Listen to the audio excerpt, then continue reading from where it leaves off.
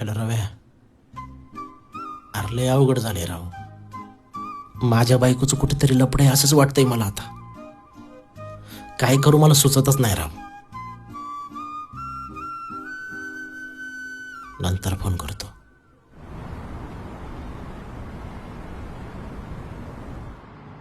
काय समजना झालंय भावा.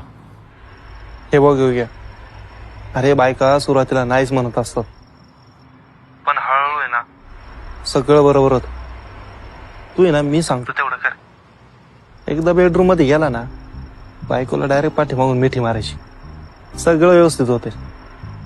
पण मारणार नाही ना? अरे काय नाही होत, तू बिंदास जा. बरं, चालतंय. काय वाटलं तर परत फोन करतो. हा चालेल.